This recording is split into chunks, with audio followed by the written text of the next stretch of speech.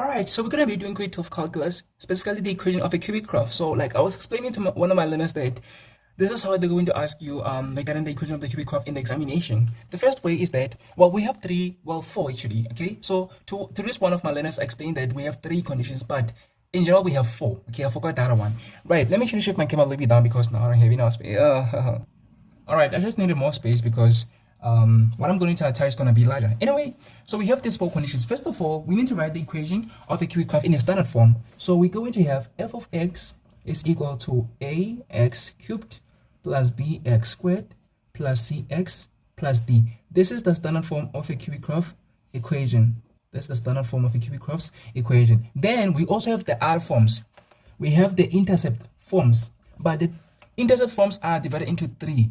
So we have a cubic graph where there's only three x-intercepts. We have one where there's only two x-intercepts. We have one where there's only one x-intercept. So we're going to have to write all of them. The first one is where there's three. So we're going to like a and then x minus x1 multiplied by x minus x2 multiplied by x minus x3. So this x1, x2, x3, they are the roots or the x-intercepts of this cubic graph. Right? So we call this intercept form. But this one is specific. So it is the three root intercept form.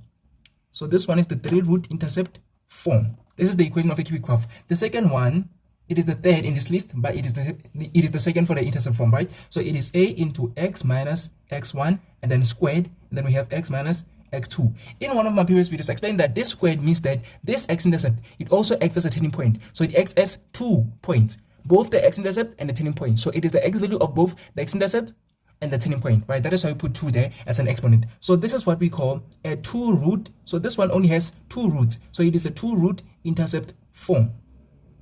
It's a 2 root intercept form. The last one is a 1 root intercept form, which is a into x minus x1 cubed. So this one is a 1 root intercept form. So we have these four forms of a cubic graph's equation.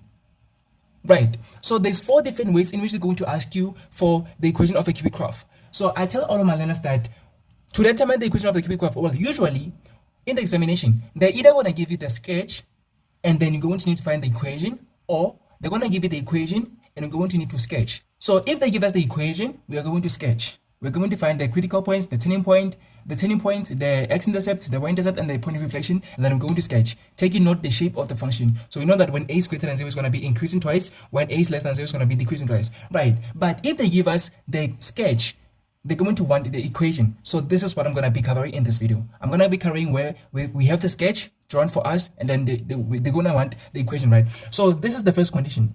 So the first condition is they're going to give us any point. So they're going to give us any point, or specifically the y-intercept. They're going to give us any point on the curve or the y-intercept. So remember that the y-intercept is a point where x is equal to 0. So the y-intercept is simply 0 and d. So this is the y-intercept here. Okay, so that is the y-intercept. So they're either going to give us any point which is going to be x to y, any point which is x to y, and or they're going to give us the y-intercept which is 0 is to d, right? So if they give us this, then what are we going to do? We're going to need to find the derivative. Okay, so we're going to need to find the derivative of this. Okay, but forget about the derivative for now. We're going to get to the derivative part because I'm going to want to generalize everything. So the second condition, let us go to the second condition. The second condition is they're going to give you, actually, let me just quickly go through the notes.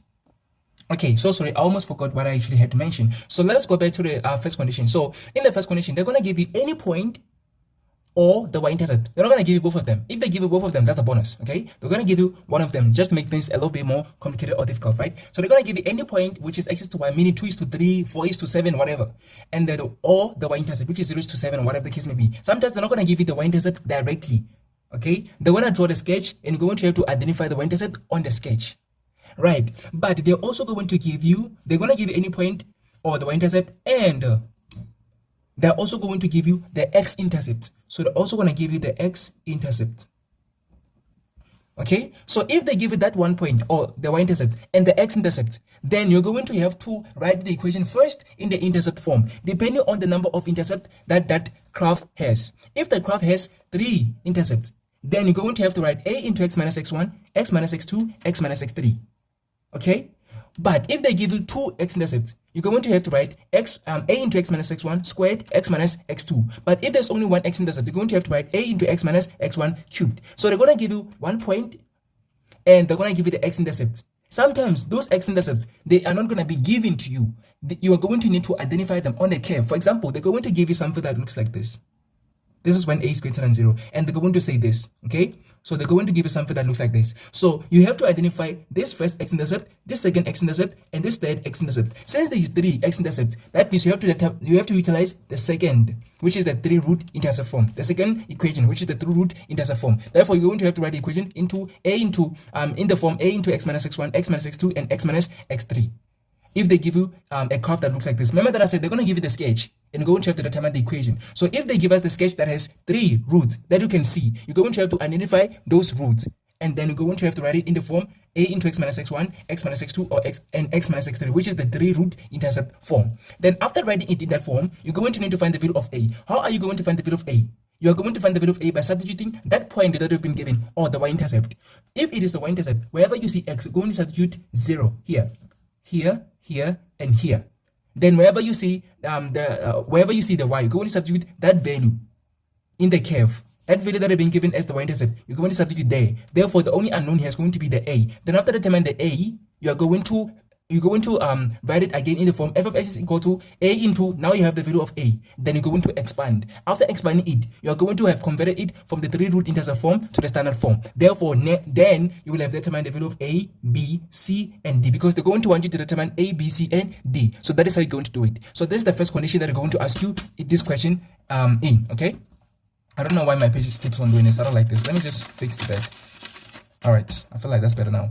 Right, so this is the first condition. I hope that you have understood it. This applies to all of these 3 forms: 3 root form, 2 root form, and 1 root form. Therefore, if it is the 2 root form, that means this type of curve or graph. This type of graph where you only have 2 roots. So one root x as both the x-intercept and the turning point. One other root x only as the x-intercept. So this is this type, the second type, okay? So if the curve looks like this, you're going to write it in the form a into x minus x1 squared and then x minus x2. Then what you're going to do from there, you are going to substitute that point that you've been given, any point or the y-intercept. So that point, if you're given maybe any point, it's going to be maybe 4:7. Wherever you see x, you're going to substitute 4. So you're going to substitute 4 here, you're going to substitute 4 here. Then of course, they have given you the x-intercept. So of course you do have the x-intercept, right? And you're going to substitute wherever you see x, 4. Then wherever you see y, you're going to substitute 7. Therefore, you're going to substitute 7 here. And then you're going to find the value of a. After determining the value of a, you're going to further substitute it into this equation again. F of x is equal to, now you have the value of a. Then you're going to expand this to convert it to the standard form. Then you'll have determined a, b, c, and d. So that is how we're going to do it. The very same applies to the 1 root intercept form. So I hope that is clear. This is the first condition. The second condition is they're going to give you any point on the curve, which is going to be in the form x is to y, or they're going to give you the y-intercept specifically, which is 0 is to d, whatever the value of d is, right? Of course, you're going to identify this y-intercept on the curve. So you're going to identify, okay, this is the y-intercept on the curve, or they're going to give you that point. Of course, that point is also going to be part of the curve. So they're not going to be like, this is the point on the curve. They're just going to draw the curve and then show you that point on the curve, right? So if they give you any point on y-intercept and they also give you the turning point, they're also going to give you the turning point. Either they're going to give you both of the turning points or they're going to give you one of them. Okay, let us say, for example, because they're going to try to make things a little bit more difficult, they're going to give you just one turning point. Okay, so this is the type of graph that I'm talking about. They're going to give you something like this. They're going to give you something like this. Okay, let us say, for example, it has 3 x-intercepts. So this one is not going to be in terms of the x-intercept, okay? This one is not in terms of the x-intercept. X-intercept is the first condition. So right now, they're not going to give us the x-intercepts. They're going to give us the turning points, either both of them or one of them. Let us say, for example, they've given us one of the x-intercepts. I mean, the turning point, sorry. They've given us one of the turning points. So they said that the turning point is maybe 4:7, okay? I'm just making an example. So the turning point is 4:7. Is that really? No, it is not. So 4 is to -7 because it's below the x-axis, right? So let us say they've given us this graph here that is 4 is to the turning point, which is 4 is to -7. So this is how you go to determine the equation. First of all, you're going to say, okay, I know that the gradient of the tangent at the turning point, it is equal to 0. So the gradient of the tangent at the turning point is equal to 0. Right? So this is what the gradient of the tangent at the turning point is equal to 0 mean. But this is the gradient of the tangent, not at any point. It is at where x is equal to 4. So therefore, it means that the gradient of the tangent where x is equal to 4 is equal to 0. So what is the quadrant of the tangent? It is the derivative of the original function. So original function is ax cubed plus bx squared plus cx plus d. So you're going to have to derive this to find the derivative. Then you're going to substitute wherever you see x on that derivative 4. And you're going to equate whatever that you have gotten to 0. And that is how you're going to determine a, b, and c. So I'm going to explain that in other videos. For now, I'm just giving you an overview of how to grade. Okay? So number 3, this is the second condition where they give you any point and the y-intercept. Right? So number 3, what you're going to do now is, okay, well, with the other point, of course, we have actually discussed how to utilize the turning point that I've given you. The other, okay, you're going to form two equations. Here you're going to form two equations, so it's going to be simultaneous equations. The first equation, you're going to form it by f prime of 4, which means the derivative of the cubic graph where x is equal to 4 is equal to 0. You're going to form the first equation with this. The second equation, you're going to form it by substituting wherever you see, you're going to substitute f of 4. So you're going to say f of 4 is equal to -7. So you're going to say f prime of 4, which means the derivative or the current of the tangent where x is equal to 4 is 0. And also the y value where x is equal to 4 on the curve is -7. So we're going to utilize these two to determine or to form two equations. And then we're going to utilize these two equations to simultaneously solve for a and b, or b and c, or a and c. Of course, if they give you the y-intercept, you're going to be able to determine the y-intercept. If they give you that 1 point, you're going to be able to substitute it to determine the value of d. I hope that is clear. So that is the second condition. The third condition is that they're going to give you any point again, which is going to be in the form x is to y. And they're also going to give you, let me actually just check my notes, I just forgotten. All right, so they're going to give you any point, and they're also going to give you the gradient of the tangent. So they're going to give you the gradient of the tangent, the gradient of the tangent. Okay, so they're going to give you any point, of course, or the y-intercept, which is 0 and d. Okay, so they're going to give you any point or the y-intercept, and they're also going to give you the gradient of the tangent. Okay, so this gradient of the tangent, it is going to be given in 3 different ways, but it's going to be either of them, one of them, not all of them. So they can actually give you the gradient of the tangent in the first way. What is that? Word form. So they're going to say in words the gradient of the tangent where x is equal to, let us say for example 4 is 5. So they're going to give you the gradient of the tangent in a word form. So they're going to give you that point, any point, or the y-intercept. But on top of that, they're going to give you the gradient of the tangent. They're going to be like the gradient of the tangent where x is equal to 4 is 5 in words. So that is the first form in which they're going to give you the gradient of the tangent. So the second way in which they're going to give you the gradient of the tangent is they're going to give you something like f prime of 4 is equal to 5. So this basically means the same thing as this. So because they're saying f prime of 4 is equal to 5, they mean the gradient of the tangent where x is equal to 4 is 5. Because we know that f prime of something, or the derivative of the cubic function, it is the gradient of the tangent, right? So we know that this is the gradient of the tangent. So this basically means that the gradient of the tangent where x is equal to 4 is 5. Okay, so they've given you the gradient of the tangent. You're going to form equation number 1 with that. And then you're going to form equation number 2 with the point that have been given. So you're going to have 2 equations and you're going to solve for them simultaneously. That means you're going to find a and b, or b and c, or a and c. So you're going to form 2 equations, therefore there's going to be 2 unknowns. Usually they're going to omit 2 variables, either a and b, or b and c, or a and c. The d is going to be the y-intercept. It's going to be very simple to determine it because they're going to give you the y-intercept most of the times. If they don't actually give you the y-intercept, they're going to give you that point. You're gonna first determine a, b, and c, and then after determine a, b, and c, you're going to substitute that point and determine the value of d. That's going to be very, very simple. Right, but most of the time they're going to give you the y-intercept. So we should be clear with that. So the other form in which they're going to give you the gradient of the tangent is they're going to say what is it? Okay, they're going to give you the equation. They're going to say the equation of the gradient at the curve, or the equation of the gradient, the equation of the tangent at the curve, or the equation of the tangent at the curve, or on the curve. So they're going to give you the equation of the tangent at the curve. So they're going to be like equation of tangent. So they're going to give you the equation of tangent. They're going to be like equation of tangent at x is equal to 4 is 4x maybe minus 5. Okay, so if they give you the equation of the tangent at x is equal to 4, and they say the equation is 4x minus 5, this is the equation of the tangent, you're going to be like, what is the gradient of the tangent? Since this is the equation of the tangent, it means its gradient is 4. So they're going to give you the gradient of the tangent in 3 different ways. One of them, either they're going to give you in the word form, or they're going to give you in the derivative form, or they're going to give you in terms of the equation of the tangent. If they give you in terms of the equation of the tangent, you're going to have to say, okay, since this is the equation of the tangent, what is its gradient? What is the gradient of the tangent? Since the gradient of the tangent is 4, as you can see in this equation, therefore you're going to say the gradient of the tangent is equal to 4. But what is the gradient of the tangent? It is the derivative. Therefore, we're going to have to derive this.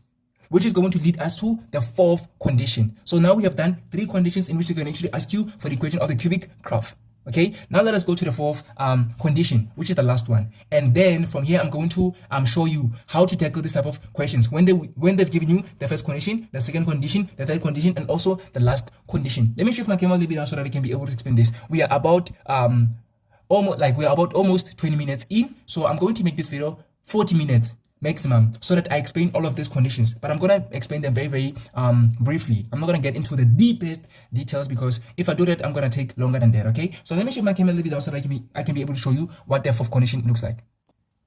Alright, so far we've done condition number 1 to condition number 3. Condition number 4 is they're going to give you any point. Okay, so wait, actually they're not going to give you any point. They're going to give you the equation of the derivative. They're going to give you the equation of the derivative. So here they're not going to give you any point or the y-intercept. They're going to straight give you or directly give you the equation of the tangent.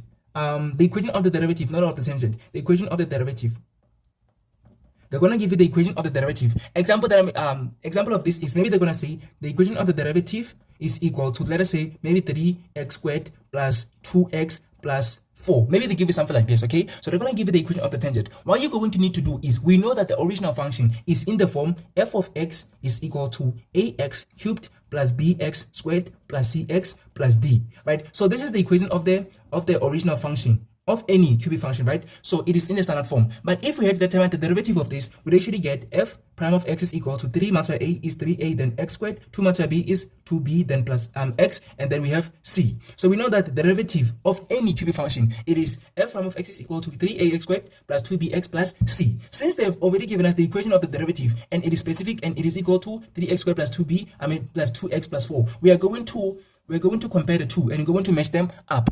Therefore, since this is the equation of the derivative, that means that it must match up with 3ax squared plus bx plus c. And therefore, we're going to say 3a is equal to this 3 because they both have the x squared. So we're going to say 3a is equal to 3, and then 2b must be equal to 2. So 2b must be equal to 2, and then c must be equal to this 4. So c must be equal to 4. So this is how we're going to solve for a, b, and c. So this is the fourth condition that they're going to want you to determine the equation of the cubic function. So you're going to be like a is equal to 3 after dividing both sides by 3, and you're going to say b is equal to 1 after dividing both sides by 2, and then of course c is equal to 4. So now that we have a, b, and c, going to say the equation of the cubic function is a, which is 1, we don't need to write it, so that's x cubed. B is 1, we don't need to write it, and that's x squared. C is 4, so we're going to have plus 4x, but we don't know what d is. But d is the y-intercept. So they're going to give you the y-intercept. Let me say you're also going to be given the y-intercept, or they're going to give you any point. I know that I said that they're not going to give you any point, but they're going to give you any point, okay? They're going to give you any point, or they're going to give you the y-intercept. If they give you any point, you're going to substitute wherever you see the x value of that point on the x here. Wherever you see the y value of that point, you're going to substitute here. Therefore, d is the only one that's going to remain. And you're going to determine the d, and you're going to have the full equation. Or, if they give you the y-intercept, you're going to substitute wherever you see x, 0. And then wherever you see y, you're going to substitute that y value of the y-intercept, and you're going to determine the d. So these are the 4 conditions in which you're going to need you to determine the equation of the cubic function. But they're going to ask you in terms of one of them, one of the conditions. So there's 4 conditions, they're going to ask you in terms of one of them.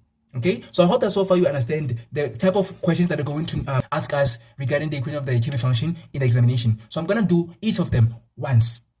So I'm going to need you to pay attention. I'm going to go to the next page to explain the first one, which is when they're going to give us any point or y-intercept, and then they're going to give us the x-intercept.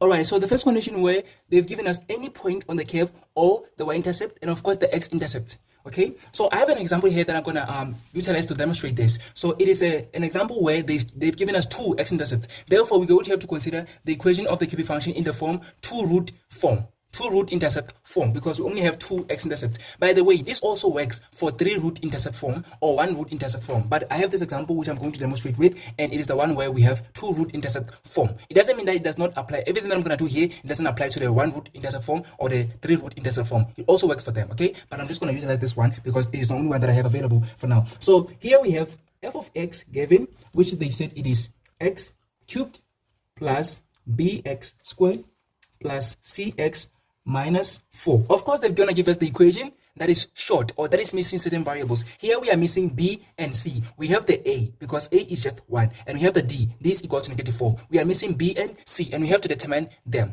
Right. So since they've given us the two x-intercept and also the y-intercept, remember that I said that you're gonna have the curve drawn for you. So of course we have the equation the curve drawn for us. We have the sketch drawn for us, and they're gonna give you. Remember what I said? They're gonna give you any point, or they're gonna give you the y-intercept and of course the x-intercept. So what have you been given in this example? Look at it.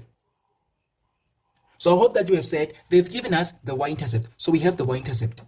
How do we know that they've given us the y-intercept? We can actually identify it. It is the point C, which is 0 is to negative 4, because we said that the y-intercept is in the form 0 is to D. So that point C, which is 0 is to negative 4, it must be the y-intercept. So of course we have the y-intercept. So the fact that we have the y-intercept, we don't usually have the other point. So they're either going to give you any point, or they're going to give you the y-intercept. Here we have the y-intercept. Clear. What about the x-intercept? We do also have the x-intercept, and that the points A and D, and they are 1 is to 0 and 4 is to 0. Since there's only two x-intercepts that we have in this example that I've pulled up here, then it means that we have to write this equation in the form 2 root intercept form. So we're going to be like f of x is equal to A. What is the value of A? It's 1. Okay, so we're going to write A, which is 1, and then x minus x2, and then x minus x1, I'm so sorry, x minus x1, and then squared minus into x minus x2. I don't know why now I'm freaking out. Anyway, this is the equation that I'm talking about. So this is the 2 root intercept form. 2 root intercept form. So we already have the value of A. Therefore, we don't need to determine the value of A. Okay, we don't need to determine the value of A. So what we are going to do right now is we are going to say, okay, we have the x-intercept. We have the x-intercept number 1, x-intercept number 2. So we're going to be like f of x is equal to this one. We don't need to write it. So we have x minus the first x-intercept. So since this 2 as an exponent means that point, that x as both the turning point and the x-intercept, it is the one that we're going to substitute here. So is it the A or the D that acts as both the turning point and the x-intercept? It is the A. So A is the one that acts as both the turning point and the x-intercept. So it is the one that we're going to substitute here on the squared part. Right, so we're going to say minus 1 and then squared. A lot of learners have asked me, why do you say minus 1 and not plus 1? Since the A has, the x coordinate of A is positive 1. We say minus 1 simply because remember that when we solve for x, we say x plus 1, we say x minus 1 is equal to 0. And then we said that x-intercept is 1. So we have gotten y by saying x is equal to 1, right? So since the x coordinate of A is 1, we are going to need to take it back to the left-hand side to make it x minus 1 is equal to 0. That is why we get x minus 1. Okay, so this is where we get the x minus 1 from. So it means that if the x-intercept is negative, you're going to have to make it positive. Or if it is positive, you're going to have to make it negative. In this example, we have the x coordinate of A as positive. Therefore, we have to make it negative. Or simply, you can just say we have x minus of the formula. Okay, x minus, and this minus is of the formula. Then minus positive 1. So if you say x minus positive 1, it's still going to be x minus 1. But if negative this A, the x coordinate of A was negative, it was negative 1, we was going to have x minus 1. So it was going to turn into x plus 1. That is why I'm saying that if it is negative, it has to turn positive, and vice versa. If it is positive, it has to turn negative. For example, if it was minus 1, if the value of A was minus 1 is to 0, then we say x is equal to minus 1, right? So that is the x coordinate of A. But we have to take it to the left-hand side. So it's going to become x plus 1 is equal to 0. So that means if it is negative, it has to turn into being positive. So I hope that is clear. Right. So it's x minus 1 squared, and then x minus the second x-intercept, which is D, which is 4. Then from here, we're just going to expand it to get it into the standard form. So remember that this is the standard form. So we want to make sure that it is in the standard form. So to get it to that, we're going to have to expand. So we're going to be like f of x is equal to, then let us expand. So I usually tell my learners that when you expand, make sure that you have the binomial first, multiplying the trinomial, then vice versa. Trinomial multiplying the binomial. So I'm going to take the x minus 4 on the left hand side, and I'm going to multiply whatever the product of x minus 1 squared is. So I'm going to be like x minus 1 squared. I know that it is x squared minus 2x plus 1. If you don't believe this, please expand this yourself. Please say x minus 1 multiply x minus 1, and then apply the FOIL method. Okay? If you don't actually believe it is x squared minus 2x plus 1, I'm not going to do that. Anyway, we're going to say f of x is equal to, then we're going to expand. X multiply x is x cubed. X multiply negative 2, x is negative 2x squared. So we have negative 2x squared. The negative 4 multiplied x squared is negative 4x squared. And then we have x multiplied positive 1 is positive x. And then negative 4 multiplied negative 2x is positive 8x. Negative 4 multiplied 1 is positive 1. So I'm already writing them in the correct order of like terms, so that the x squared are together and the x's are together. So therefore, the equation is going to be x cubed minus 6x squared, because negative 2x squared minus 4x squared is negative 6x squared, and then we have plus x plus 8x, that's plus 9x, and then plus 1. Therefore, now we have determined, why is it like this though? Oh, this is minus 4. Oh my god. I was actually wondering why I'm getting a different answer than this one. Here we have negative 4. It must be negative 4 as well, so it is not plus 1. That's my mistake. I'm so sorry about that. Anyway, we have plus 1 and minus 4 here. We have minus 4 right there. So that means this is now the equation of the graph that we have. Therefore, the equation is f of x is equal to x cubed minus 6x squared plus 9x minus 4. And this is the equation. This is how we determine the equation. Now it means that b is negative 6 as you can see, and c is positive 9 as you can see. So we have proved that b is equal to negative 6 and c is equal to positive 9. So this is how we prove that b is equal to negative 6 and c is equal to positive 9. Okay, so this is the first type of question that they're going to ask us for the equation of the cubic graph in the examination. So it is where they're going to give you any point on the y-intercept and the x-intercept, and this is how you solve it. You just expand. So in other examples, they're not going to give you the value of a. You have to determine the value of a first and then expand it. Okay, but here they didn't actually want us to determine the value of a because we have already been provided with the value of a.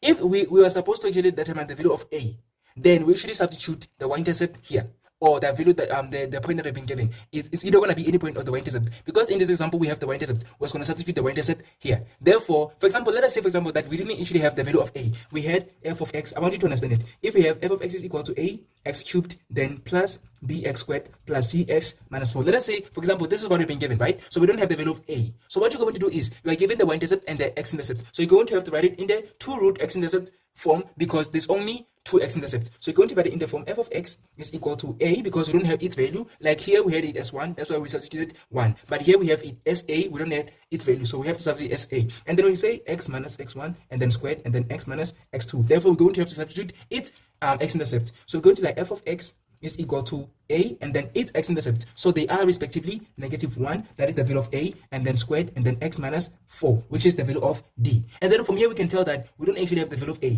To determine the value of a, we have to substitute that point that has been given. It's either going to be any point or the y-intercept. So here we have the y-intercept and it is c, which is raised to negative 4. So we have to substitute it to determine the value of a. So we're going to be like its y value is negative 4. So we're going to like negative 4 is equal to, and then a into the its x value is 0 because it's a y-intercept. So we're going to be like 0 minus 1 squared and then 0 minus 4. And then we go to negative 4 is equal to a multiplied by 1. So you have 0 minus 1, that's negative 1. Squared is 1. So you have 1 here. 0 minus 4 is negative 4. So what is 1 minus negative 4 equal to? It is equal to negative 4. So since we have negative 4 is equal to a into negative 4, we're going to divide both sides by negative 4. So negative 4, negative 4. Therefore, a is going to be equal to 1. So if, for example, they had not given us the value of a, we were still going to get a is equal to positive 1 this way.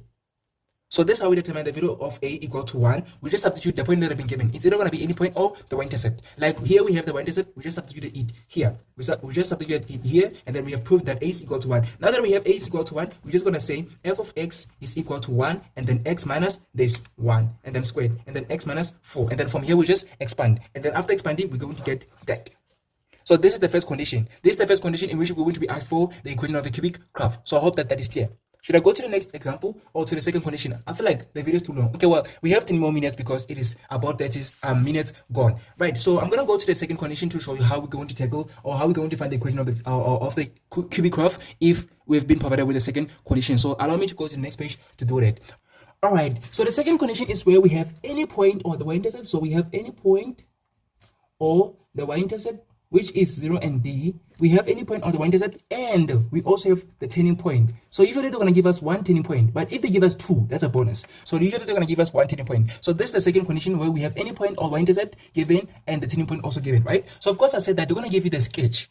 Then you're going to have to identify the point that have been given or the y-intercept on the sketch and also the turning point. Right, so I have actually an example here that I want to utilize to demonstrate this condition or this example. So this is the one that I'm talking about. So they've given us the equation, and they said that the equation is f of x is equal to 2x cubed and the same plus px squared plus qx plus 3 plus qx plus 3. So here we have the value of a, we also have the value of d. Usually they're not going to give us the value of b and c, but here they said that b is is p, and then c is q. So we're going to have to determine the value of p and q.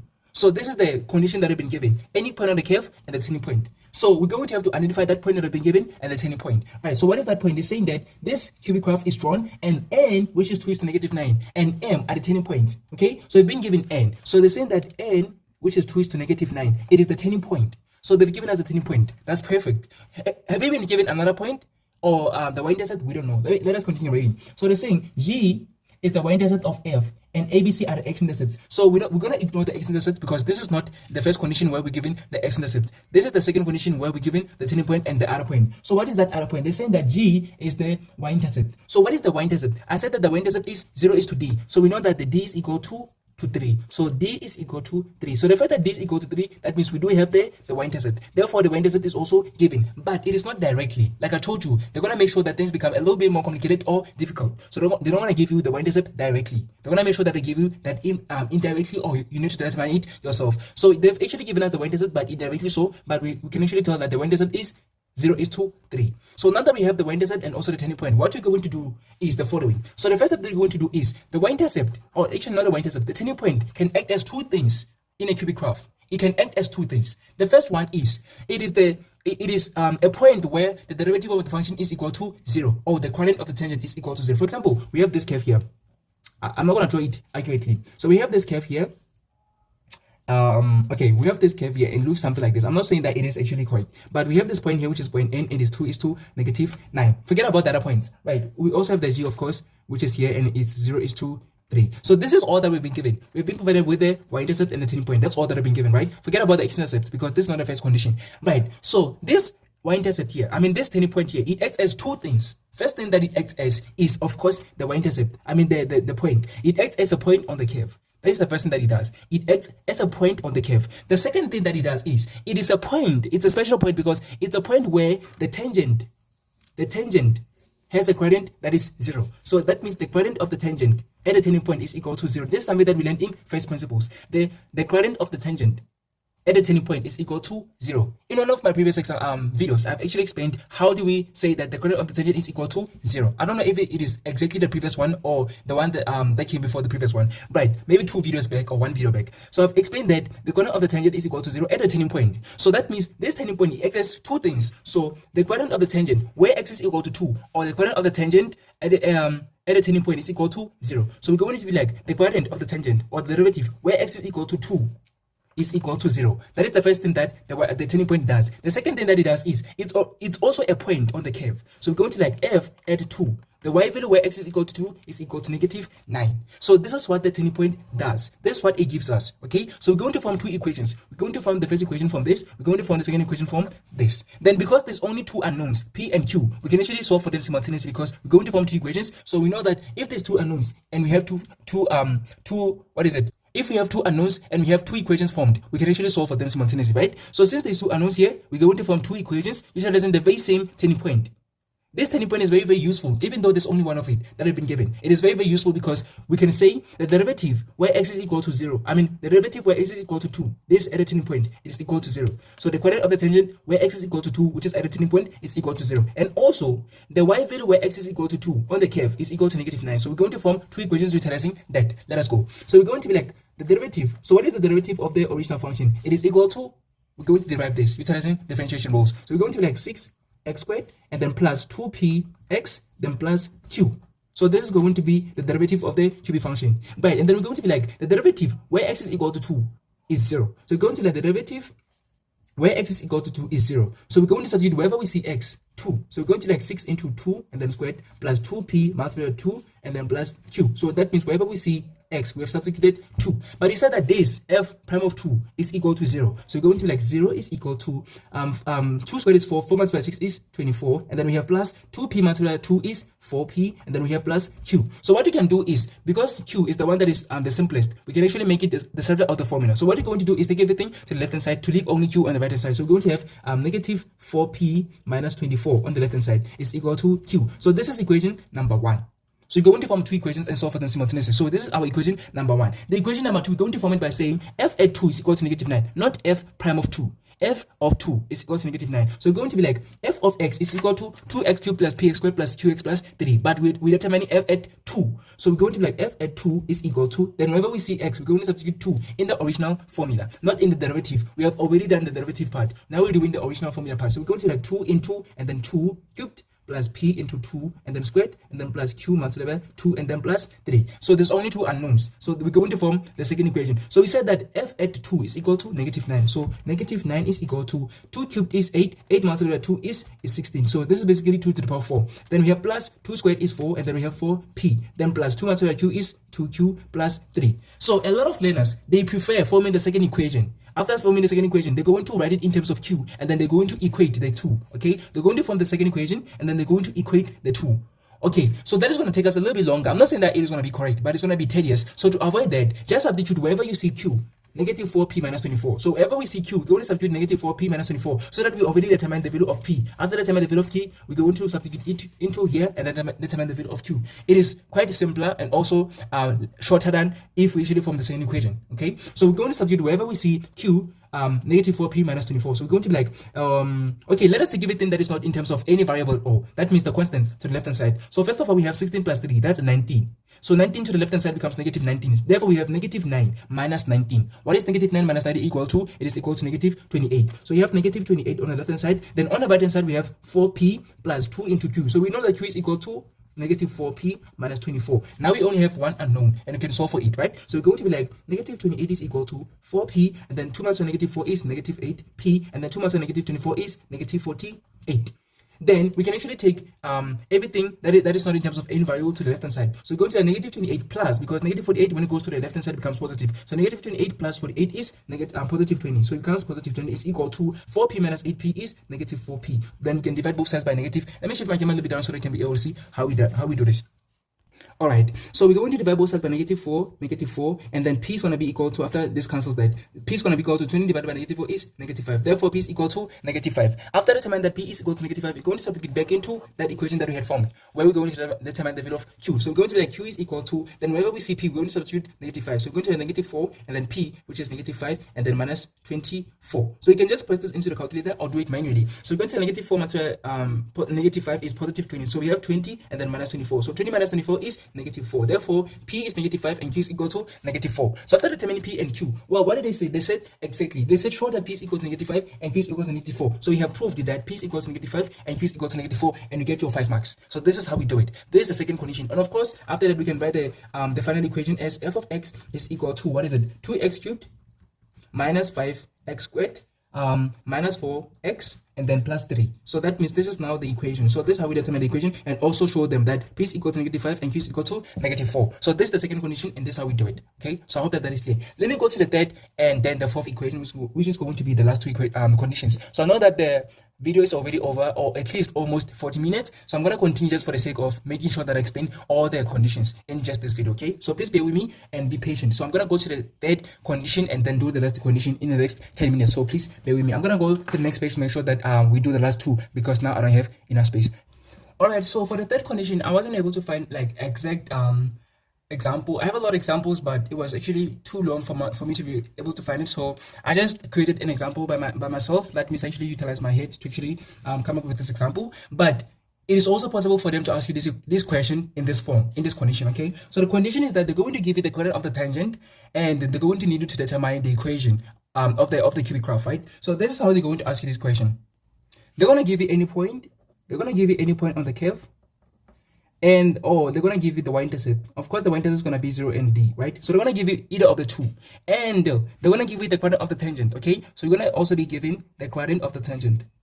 They're going to give you the quadrant of, let me see if you can actually see that. Let me shift a little bit to the left. Okay, they're going to give you the quadrant of the tangent at a certain point. Okay, at a particular point, whatever, at a particular point. Okay, where maybe x is equal to whatever.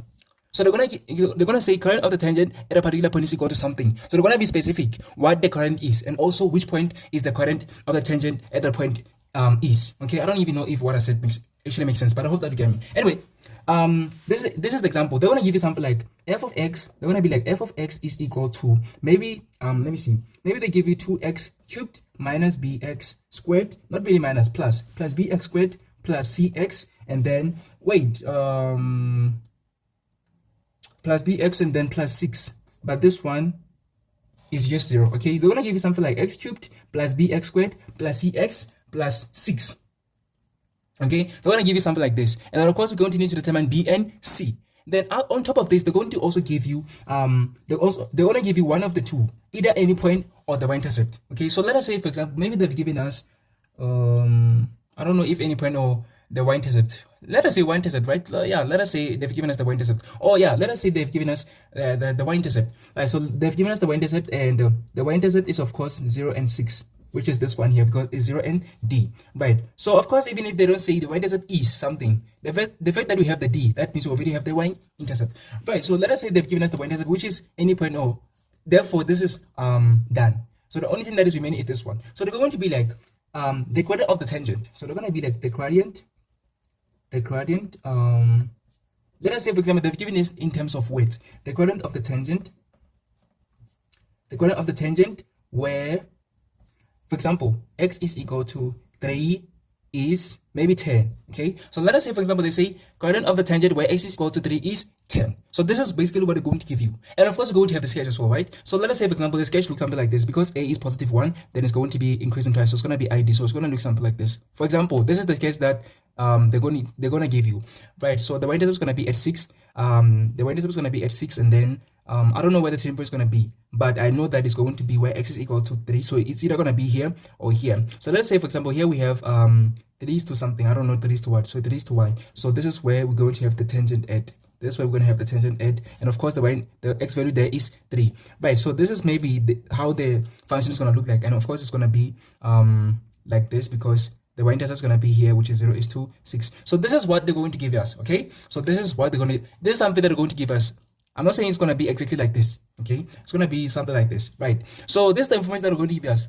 The y-intercept and also the gradient of the tangent, where x is equal to 3. So let us try to write that in other forms. So let us write it in terms of the derivative form. So they say the gradient of the tangent. So the gradient of the tangent is the derivative, where x is equal to 3. So where x is equal to 3, what is it equal to? It's equal to 10. So this is the derivative form, but we can actually write this also in a equation form. So what is the equation form? Equation form is the equation of the tangent. So equation of the tangent has a quadrant of 10. So we're going to be like, if the quadrant, maybe the tangent is, let us say, h of x. So let's say h of x is the equation of the tangent. It's going to be equal to 10x. Why 10x? 10x because the quadrant of the tangent is 10. Then of course plus something, which is c. So c is going to be maybe its y-intercept. Okay, so it's going to be its y-intercept, right? So let me see. Okay, not really that. Maybe let us see here. Okay, forget about this, because this doesn't make sense at all. Forget about this diagram, because when I look at it, it doesn't even make sense. Because here we're talking about the quadrant of the tangent at a turning point, and we know that it's gonna be 0, not 10. Okay, so let's say, for example, we have something like this, and they're talking about this point here where x is equal to 3. So its gradient is gonna be equal to 10. So let us say, for example, this is the tangent. This is the tangent. This is the tangent, and its equation, of course, is going to be 10 something, 10x plus c, or let us say plus, I don't know, cq. Let us say q. Okay, so let us say, for example, its equation is 10x plus q. So we know that its gradient is 10, and this is where x is equal to 3. We don't even know the corresponding y value, but this is what we have. This is all that we have. What else have they given us? Oh, they've given us as well the y-intercept. So we also have the y-intercept where x is equal to y is equal to 3. So this is all that we have. They're going to give you a diagram that looks like this, and of course they're not going to give you the tangent. You're going to have to imagine or draw yourself the tangent. So let us say this is the scenario that we have, right? So since we have the gradient of the tangent where x is equal to 3 and the center it is equal to 10, we're going to be like, okay, so since this is the original equation, what is its gradient? What is the gradient of the tangent? The gradient of the tangent here is, that is the first step. So we're going to write the derivative of the original equation, and we say that it is f prime of x. So we're going to like f prime of x is equal to then 3x squared. So we're going to have 3x squared and then plus 2bx and then plus c. So this is the derivative. But we know that the derivative is equal to 10 where x is equal to 3. So we're going to be like, okay, so the derivative where x is equal to 3 is equal to 10. But we're going to substitute wherever we see x, 3. So we're going to like 3 into 3 squared plus 2b into 3 and then plus c. Then we're going to be like the derivative where x is equal to 3 is 10. Right, so we're going to like 10 is equal to, so we're going to be like 3 squared is 9. So 9 multiplied by 3 is 27. So this basically 3 cubed. And then plus 2b multiplied by 3 is 6b. Then plus c. So we're going to make c the subject of the formula because it is the simplest one. So we're going to take everything to the left hand side, and we're going to have 10 minus 27 is negative 17. And we're going to have negative 6b minus 17 is equal to c. So this is going to be equation number 1. Okay, so where the second condition where they give you any point or the y-intercept and a turning point, or the third condition where they give you any point or y-intercept and also the coordinate of the tangent at a certain point, you're going to have to utilize simultaneous equations. So those are the two conditions where you're going to have to utilize the simultaneous equations. Okay, so it is the third equation and the second one. If you don't remember what we did in the second equation, in the second condition, please go back a little bit so that you can see how we determine the equation utilizing the second condition. Right, so this is the first equation, right? So c is equal to this. So how are we going to determine the second equation? We're going to determine the second equation by the use of the y-intercept. So far we have just utilized this information that have been given, that the coordinate of the tangent where x is equal to 3 is 10. That is how we form the first equation. The second equation, we're going to utilize the y-intercept. So we know that the y-intercept, which is where x is equal to 0, is going to be equal to, since this is the original, then whenever we see x, we're going to say, oh my god, that's not going to work. I'm so sorry about that. That is a misconception. So please don't mind me utilizing the y-intercept. That is not what we're supposed to do, because we're still going to get 6 only, and everything's going to cancel. So I'm so sorry about that. Alright, so I see what is not working. So let us say, for example, they've not given us the y-intercept. I was actually about to say, let us not utilize the y-intercept. Let us say, for example, they've given us just any point on the curve, right? So they've given us any point on the curve. Forget about the y-intercept. So let us say they have not given us the y-intercept. They've given us that point, okay? So I'm going to conclude that in this third condition, forget about the y-intercept. They're going to give us an exact or a specific point. So you're going to be given any point and then the coordinate of the tangent. They don't want to give you the y-intercept, okay? I hope that is clear. There's a misconception. So they're not going to give you the y-intercept. That is my mistake. I'm so sorry about that. I take full responsibility. So they're not going to give you the y-intercept. They're going to give you any point on the curve, but not the y-intercept. And they're going to give you the coordinate of the tangent. So far we have utilized the y-intercept, the coordinate of the tangent to form the first equation. So we have to utilize the other point to determine the second equation. So please allow me to give an example of any point that is going to be given. Alright, so let us say, for example, that point that they've given us is something like 2 is to negative 4. So let us say, for example, they've given us 2 is to negative 4. They have not given us the y-intercept. Forget about the y-intercept, right? So they've given us 2 is to negative 4. So what you're going to do is we're going to form the second equation utilizing this point. Okay, so please forget about the y-intercept. So they've given us the point 2 is to negative 4. So what you're going to do is we're going to say, okay, well, we know that the point where f is equal to negative 2, the point where the y value where x is equal to 2 is negative 4. So we're going to be like f at negative 2 is equal positive. What am I? Okay. F at positive 2. So we know that f of x is equal to this equation. So that means wherever we see x, we're going to substitute 2. So we're going to be like 2 cubed, then plus b into 2 squared, plus c into 2, and then plus 6. So we know that that is equal to 4. Is it equal to 4? Okay, it is equal to negative 4. So we know that f at 2 is equal to negative 4. This is the point that I've been given. Okay, right, so we're going to like negative 4 is equal to, then we have 2 cubed, which is 8, and then plus b, 2 squared is 4, then we're going to have 4b, and then we're going to have 2c, then we're going to have 2c plus 6, okay, and then from here we're going to substitute wherever we see c, negative 6b minus 17, and then we're going to determine the b, and then we're going to substitute the value of b that are determined into this equation to determine the value of c. So please excuse me for saying that they're going to give you any point or y-intercept. It is not going to be all y-intercept. It is going to be, they're going to give you a specific point only. So in the third condition, they're going to give you any point only, and then the coordinate of the tangent. So you're going to utilize the coordinate of the tangent to determine the first equation, and then you're going to utilize that point to determine the second equation. And then you're going to have two simultaneous equations that you're going to utilize to solve for b and c. So allow me to shade a little bit down so that you can be able to see how we're going to do this. So we already have the first equation. Now we are on the second equation. So we're going to be like, okay, well, the first thing that I'm going to do is I'm going to take everything that is not in terms of any variable to the left hand side. So we're going to have 8 plus 6, that's 14. So we're going to take it to the left hand side. So it's going to become negative. So we're going to have negative 4 minus 14. What is negative 4 minus 14? Is equal to negative 18. So we're going to have negative 18, which is equal to 4b, then plus 2c. So we're going to have 2, and then wherever we see c, we're going to substitute negative 6b minus 17. So we're going to have negative 6b minus 17. And then there's only b to solve for. So we're going to like negative 18 is equal to 4b, and then positive 2 minus negative 6b is negative 12b. Positive 2 minus negative 17 is negative 34. So everything that is not in terms of the variable, we're going to take it to the left hand side. So we're going to have negative 18 plus 34, because when negative 34 moves to the right to the left hand side, it becomes positive. So we're going to have negative 18 plus 34, which is going to be equal to 16. So we're going to have 16, which is equal to 4b minus 12b is negative 8b. Then we go to the both sides by negative 8, negative 8. Therefore, b is going to become it's going to be equal to 16 divided by negative 8 is negative 2. Therefore, b is equal to negative 2. And then from here, we're going to substitute back into that equation that we have formed. So we're going to like c is equal to negative 6b. So negative 6 into negative 2. Negative 6 into negative 2, and then minus 17. Therefore, c is going to be equal to negative 6 minus negative 2 is positive 12. Then positive 12 minus 17 is c is equal to negative 5.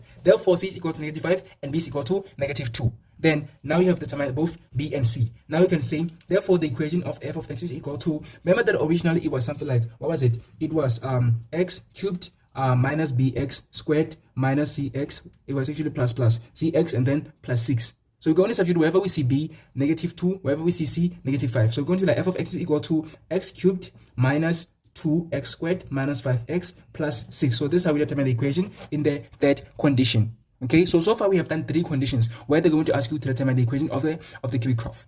So now the only remaining condition is the fourth equation, which I'm going to do in the next page because I've run out of the space. So far I hope that you have been following how these conditions apply, and also what to do when you have different conditions in which they're going to ask you for the equation of the cubic graph. I hope that we're still on the same page. If not, please let me know in the comment section or DM me. Let me go to the next page to actually do the last condition for the video.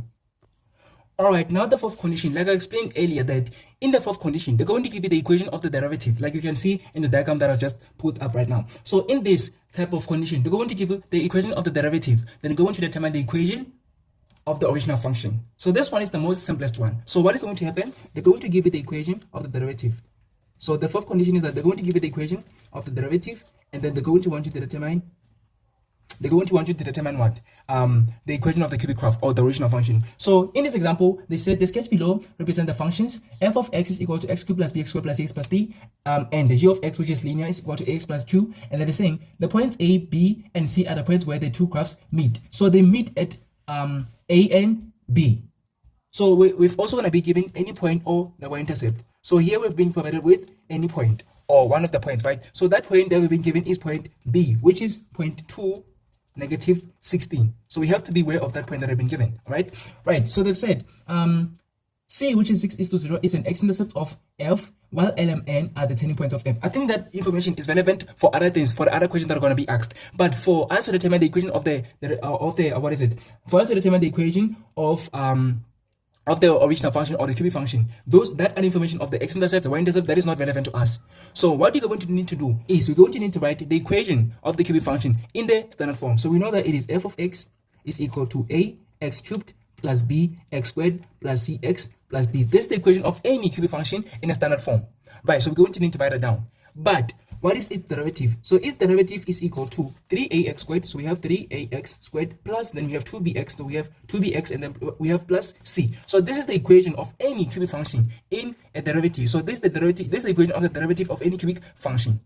Right. So what is that we are given? So 8.1 says show that b is equal to negative 5, c is equal to negative 8, and d is equal to 12. If it is given that f prime of x is equal to 3x squared minus 10x minus 8. So of course, like I said, they're going to give you the equation of the derivative. Then we're going to need to find the equation of the original. So we know that the equation of the derivative of any function is 3ax squared plus 2bx plus c. But they've given us the specific one, which is f prime of x is equal to 3x squared. So we have 3x squared, then we have minus, actually not plus, minus 10x, and then we have minus 8. So these two must be the same. So this derivative must be the same as this one. So we're going to match them up according to like terms. So the x squared, the x is x's, then the constants. Right, so we're going to be like this one here, which is 3a. It must match up with the 3 because they both have the x squared. Then this positive 2b must match up with the negative 10 because they both have x's. Then this c must match up with the negative 8 because they both are constants. So we're going to be like 3a is equal to 3.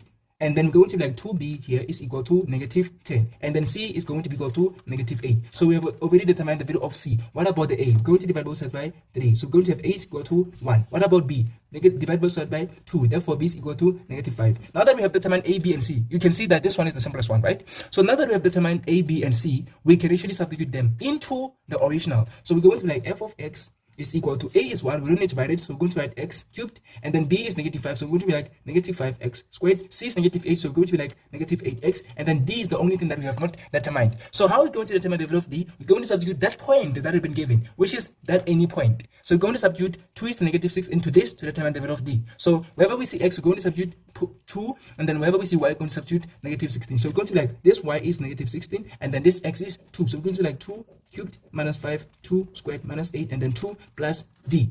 So we have negative 16 is equal to 2 cubed is 8, and then 2 squared is 4, 4 multiplied by negative 5 is negative 20, and then negative 8 multiplied by 2 is negative 16 plus d. You could have just used it as the calculator there. And then we have negative 16 is equal to, I don't have the calculator, so 8 minus 20 is negative 12. Negative 12 minus 16 is negative 28. So we have negative 28 plus d. Then we're going to only leave d on the left hand side, on the right hand side. Then negative 28 is going to go to the left hand side, so it's going to become positive. So we're going to have negative 16 plus 28. Even if you put that into the calculator, and it's going to give you 12. So that means that D is equal to 12, right? So now that I've gotten that D is equal to 12, we have proven that A is equal to 1, B is equal to -5, C is equal to -8, and D is equal to 12. So we have actually proved to them that all of these are correct. So A is equal to 1, B is equal to 5, which it is the one that they wanted us to prove, and then C is equal to -8, which is the one that they wanted us to prove, and then this is equal to 12, which is the one that they wanted us to prove. So this is how you do it. So this is the fourth condition. So I hope that I've actually done it in a way that you understand, and now you understand the way in which they're going to ask you to determine the equation of the cubic function. So there's 4 conditions that they're going to give you.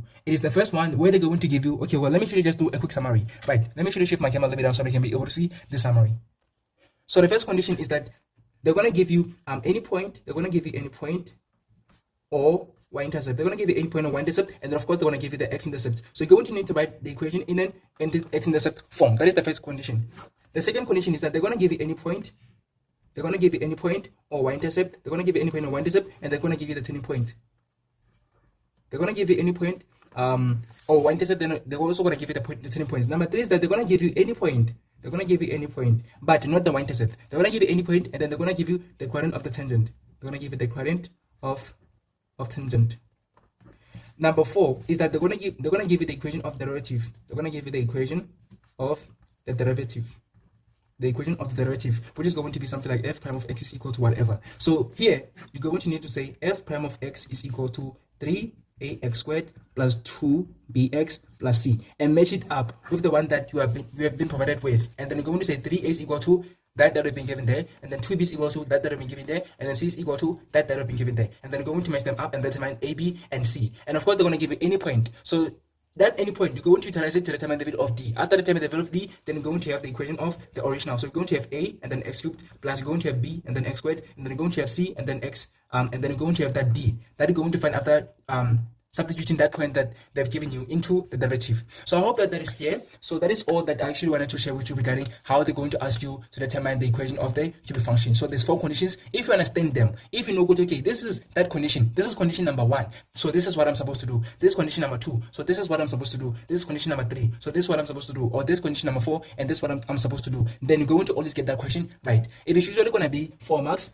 5 marks, but I feel like the maximum is 6. So the maximum is going to be 6 marks. It's not going to be greater than that. So you must make sure that every time they ask you that question, you collect all the marks. Okay? So this is how you do it. I don't know if you guys still do not understand this, but if you still do not, then please let me know so that maybe I make a video regarding every individual condition. So I'm going to make a video regarding the first condition only, and I'm going to make an example by practicing maybe or demonstrating with a certain example from one of the previous papers, then condition 2, condition 3, condition 4, and so on. Right, yeah, so yeah, I hope that you've enjoyed the video and it has been helpful. You have learned 1 or 2 things in this video, and thank you very much for watching this video till this far. I don't want to be yaping too much, so thank you very much. See you in the next video. Bye.